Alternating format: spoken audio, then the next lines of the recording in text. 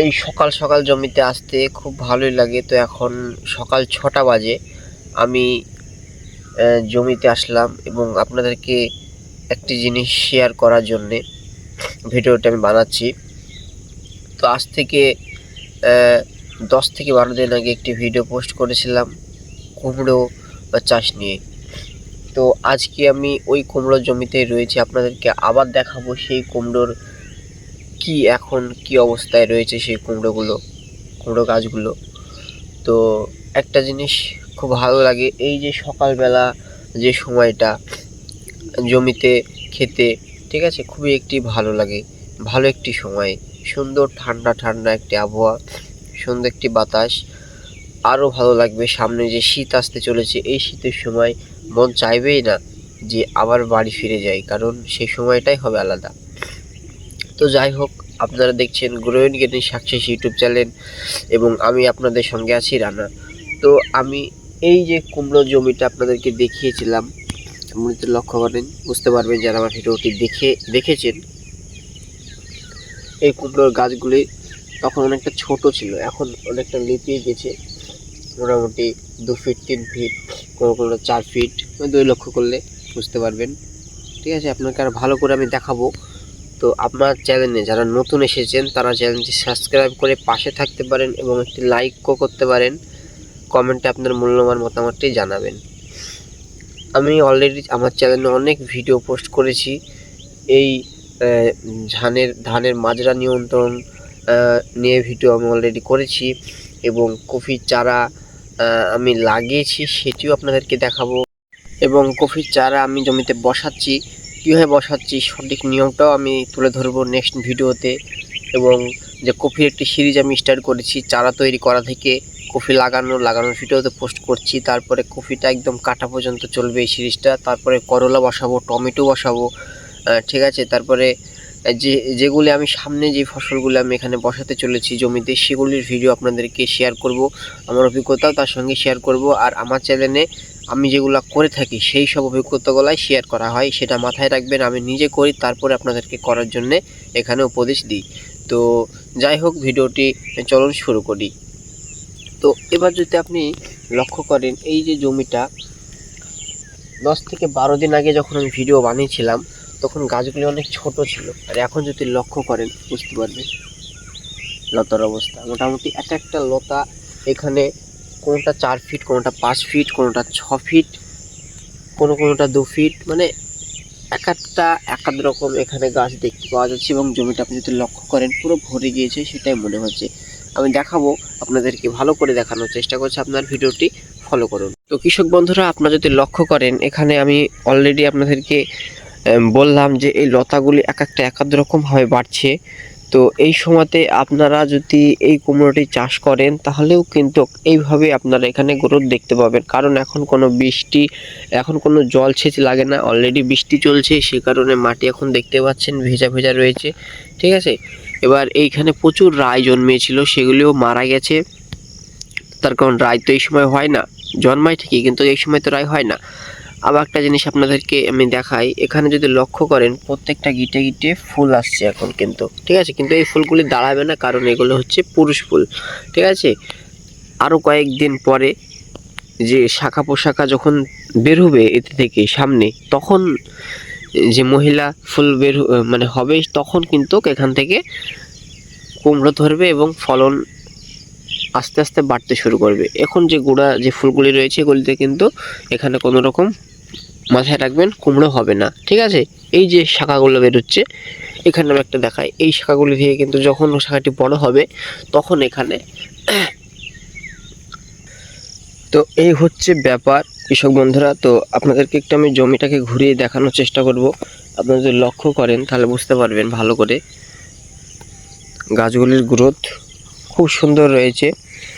তো তো এই হচ্ছে ব্যাপার কৃষক বন্ধুরা, আপনাদেরকে আমি জমিটা একটু ঘুরিয়ে দেখানোর চেষ্টা করব। আপনারা যদি লক্ষ্য করেন গাছগুলো লতানো শুরু করেছে অলরেডি, এখানে অনেকটা জায়গা নেওয়া শুরু করে দিয়েছে, আর মোটামুটি 15 দিন পরে জমিটা পুরো প্রায় ভরে যাবে, তখন আমি আবার আপনাদেরকে দেখাবো সেই জমিটি কী অবস্থায় রয়েছে, গাছটি কতটা ভরলো, এবং তখন যদি এখানে ফুল আসে স্ত্রী ফুল আসে তাহলে এখানে কুমড়ো ধরছে কিনা সেটা আপনাদেরকে দেখাবো। ফুল ঝরা সমস্যাগুলি আপনাদেরকে তুলে ধরবো, তখন আপনাদেরকে জমিটা একটু দেখানোর চেষ্টা করব। যদি লক্ষ্য করেন বুঝতে পারবেন এখন গাছের গ্রোথগুলি মোটামুটি, এই যে ছোট গাছগুলো দেখতে পাচ্ছেন এগুলো নামলা করে মানে পরে বসানো হয়েছিল, কারণ সেখানে মার গিয়েছিল তারপরে লাগানো হয়েছে, তাই গাছগুলি ছোট দেখাচ্ছে। হ্যাঁ, আর যে গাছগুলি প্রথমে বসানো হয়েছিল আপনারা যদি লক্ষ্য করে থাকেন চারিদিকে, ঠিক আছে, সে গাছগুলো কিন্তু বড় হয়ে গেছে, তাই একটু ছোট বা একটু বড় দুই রকমের গাছ এখানে রয়েছে এই জমিতে।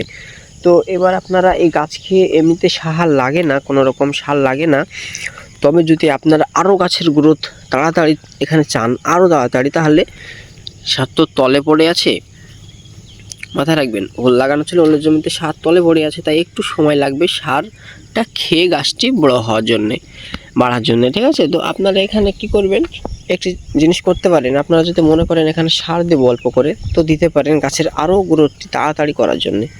তো তার জন্য কি সার দিবেন, এখানে দেখতে পাচ্ছেন ইউরিয়া, এখানে দেখতে পাচ্ছেন ডিএপি এবং তার সঙ্গে 10-26 মিশিয়ে এখানে দেওয়া হয়েছে। মোটামুটি আপনারা এই জমিটায় মোটামুটি আপনারা কাঠায় 500 থেকে 700 দিতে পারবেন।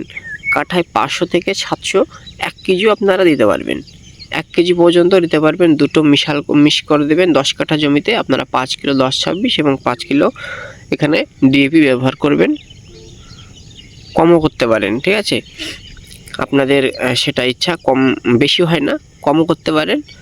যদি এইভাবে দিয়ে থাকেন একটিবার, তাহলে আর সারের এখন কোনো দরকার নেই, গাছটি দ্রুত বাড়বে এবং তার সঙ্গে সঙ্গে দ্রুত গাছে ফুল ফল এখানে আসবে, এটা মাথায় রাখবেন।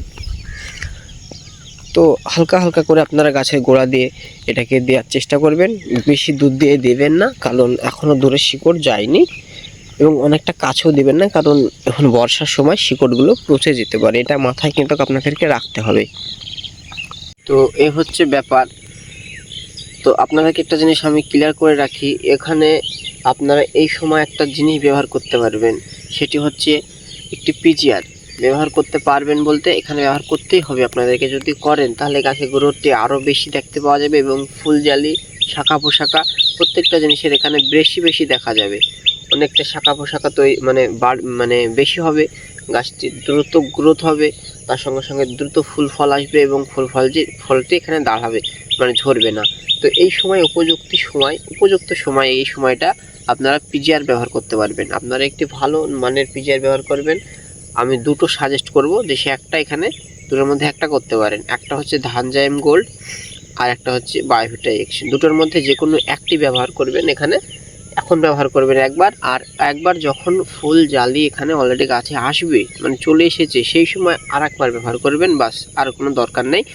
গাছের গ্রোথ হবে, ফুল জালিটিও দাঁড়াবে এবং তার সঙ্গে সঙ্গে আপনার শাখা পোশাকা এখানে দেখতে পাওয়া যাবে অনেকটাই বেশি এখানে হয়েছে, এবং এতে সাদামাছি বা মাকড় বা এখন কোনো রকম রোগ কিন্তু গাছে নেই, ঠিক আছে। তবুও যদি আপনারা এখানে কোনো রকম ওষুধ স্প্রে করবো ভাবছেন তো করতে পারেন।